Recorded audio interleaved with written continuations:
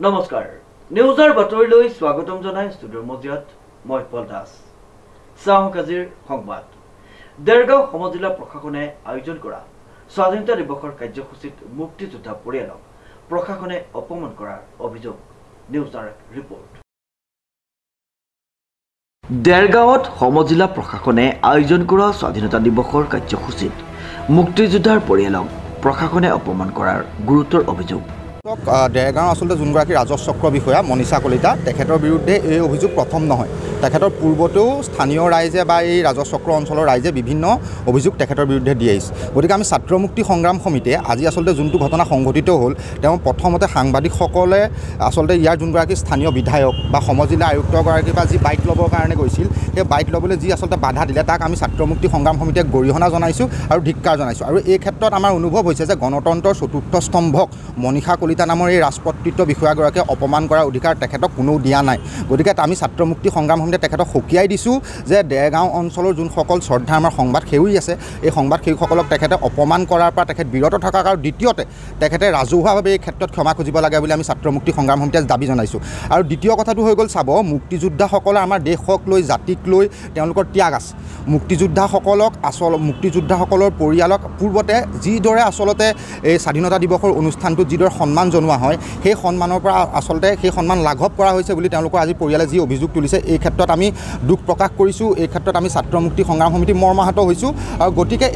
আচলতে এই সমগ্ৰ প্ৰক্ৰিয়াটোত এই মনীষা কলিতা নামৰ যোনগৰাকী ৰাজচক্ৰ বিষয়া তেখেতে এই সমগ্ৰ প্ৰক্ৰিয়াটোত দেৰগাঁওবাসীৰ ওচৰত সাংবাদিকসকলৰ ওচৰত আৰু মুক্তিযোদ্ধা পৰিয়ালৰ ওচৰত ৰাজহুৱাকৈ ক্ষমা খোজাৰ আমি ছাত্ৰ মুক্তি সংগ্ৰাম সমিতিয়ে দাবী জনাইছোঁ নহ'লে কিন্তু এই বিষয়ে আমি ছাত্ৰ মুক্তি সংগ্ৰাম সমিতিয়ে স্মাৰক পত্ৰৰ জৰিয়তে হওক বা বিভিন্ন প্ৰতিবাদী কাৰ্যসূচীৰ জৰিয়তে হওক আমি বিভিন্ন কাৰ্যসূচী মনীষা কলিতাৰ বিৰুদ্ধে ল'বলৈ বাধ্য হ'ম আৰু এটা কথা হৈছে কি তিনিগৰাকী মুক্তিযোদ্ধা শেহতীয়াকৈ তাৰমানে হৈছে নয়ন শৰ্মা কথা তাতে সদনত উপস্থাপন কৰা হৈছে কিন্তু পৰিয়ালক কিন্তু আজি ধৰক বিশেষভাৱে সমন্বয় অনুষ্ঠানলৈ কিন্তু নিমন্ত্ৰণ নল'ব এই কথাবোৰে আচলতে এটা কথা প্ৰমাণ কৰে যে ৰাজচক্ৰ বিষয়াগৰাকী আচলতে তেখেত একছত্ৰীভাৱে দেৰগাঁও ৰাজচক্ৰটো পৰিচালনা কৰিব বিচাৰিছে নেকি তেখেতে দেৰগাঁও ৰাইজৰ আচলতে যোনখিনি আপোনাৰ আৱেগ বা তেওঁলোকৰ যোনখিনি চেণ্টিমেণ্ট আছে দেৰগাঁও অঞ্চলটোক লৈ এই চেণ্টিমেণ্টক তেওঁ দংশন কৰিব বিচাৰিছে নেকি গতিকে এইখিনি কথা গৰিহণাৰ যোগ্য মুক্তিযোদ্ধা পৰিয়ালৰ আচলতে যোন তিনিটা পৰিয়ালে আচলতে নিমন্ত্ৰণ নাপালে এই তিনিটা পৰিয়ালৰ ওচৰতো মনীষা কলিতাই অতি শীঘ্ৰে গৈ লৈ পেলাই ক্ষমা খুজিব লাগে বুলি আমি ছাত্ৰ মুক্তি সংগ্ৰাম সমিতিয়ে দাবী জনাইছোঁ সাধাৰণ লোকৰ দৰে বহি থকা অৱস্থাতে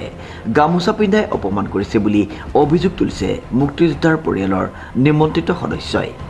আপুনি কি ক'ব আজি স্বাধীনতা দিৱসত আজি 79 সংখ্যক স্বাধীনতা দিৱসত আমাক দেৰগাঁও সমজিলাৰ ফালৰ পৰা আমাক নিমন্ত্ৰণ জনাইছিলে কিন্তু আমি যিখিনি যেনেধৰণে ইয়াত সা সুবিধা বা সন্মান পাব লাগিছিলে আমি তেনেধৰণে পোৱা নাই কোনো নাম চাম ওচৰত নোহোৱাকৈ আমাক কেইখনমান আমাক বহাতে আহি গামোচা দি থৈ গুচি গৈছে গতিকে আমি স্বাধীনতা সংগ্ৰামীৰ এজন পৰিয়াল হিচাপে যে আমি অতিকে দুখিত আমাক যথোপযুক্ত সন্মান দিয়াত আমাৰ দেৰগাঁও সমজিলা আয়ুক্ত মহোদয়কে ধৰি ইয়াৰ যিখিনি বিষয়ববীয়াসকলে যিখিনি আজি অনুষ্ঠানৰ কৰ্মকৰ্তা সেই কৰ্মকৰ্তাসকলৰ আমি কাৰ্যসূচী আমি ভাল পোৱা নাই গতিকে অদূৰ ভৱিষ্যতে যাতে এনেকুৱা কাৰ্যসূচী নকৰে প্ৰকৃত মুক্তিযোদ্ধাৰ পৰিয়ালসকলক সসন্মানেৰে যাতে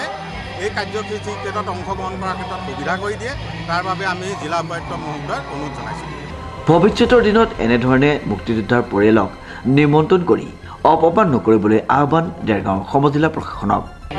মই ক'ব খুজিছোঁ মুক্তিযোদ্ধা পৰিয়ালৰ উপযুক্ত বক্তাই আমাৰ কৈ গৈছে আমি যিটো সন্মান পাব লাগিছিলে ব্ৰিটিছ খেদাই পেলাই আমি স্বাধীন কৰিলে আমাৰ মা দেউতাই স্বাধীন কৰাৰ পিছত আমাৰ আজি মুক্তিযোদ্ধা পৰিয়ালৰ সন্মান যিটো পাব লাগিছিলে আমাক ডি চি ছাৰক আমাৰ নতুনকৈ আহিলে যিটো আমি ডি চি ছাৰক তেওঁক আমাৰ লগত সম্পূৰ্ণ লৈ পেলাই আমাৰ এড্ৰেছ পত্ৰ লৈ আমি মুক্তিযোদ্ধা পৰিয়াল এই পৰিয়ালৰ মানুহখিনি আমাৰ আজি আমাৰ মানে অলপ আমাৰ সন্মানত লাঘৱ হৈছে কাৰণ বহি থকা জেগাতে আহি চাহ দিছে বহি থকা জেগাতে আহি পেলাই গামোচা পিন্ধাইছে আৰু গামোচা পিন্ধাই মেলি মানে আনক মানে সাধাৰণ মানুহৰ নিচিনা আমাক কৰিলে আৰু সেইকাৰণে আপোনাক বিশেষ ব্যৱস্থা ল'বৰ কাৰণে অনুৰোধ জনাইছোঁ ব্যৱস্থা কি ল'ব যাতে আগন্তুক আৰু ভুল নকৰে সেইটোৱে মই অনুৰোধ জনালোঁ কৃষ্ণ হাজৰিকা আজৌ হাজৰিকা কনিষ্ঠ পুত্ৰ মুক্তিযোদ্ধাৰ অন্যহাতে মন কৰিবলগীয়া যে দেৰগাঁৱৰ ৰাজচক্ৰ বিষয়া মনীষা কলিতাই সমজিলা আয়ুক্তৰ বাইট সংগ্ৰহ কৰিবলৈ যোৱা সাংবাদিকক বাধা প্ৰদান কৰি দুৰ্ব্যৱহাৰ কৰাত বিভিন্নজনে প্ৰতিক্ৰিয়া প্ৰকাশ কৰে 79তম স্বাধীনতা দিৱসৰ সকলোকে শুভেচ্ছা জ্ঞাপন কৰিছোঁ আৰু আজি এই স্বাধীনতা দিনটোতে দেৰগাঁও সাংবাদিকসকলৰ স্বাধীনতা খৰ্ব কৰা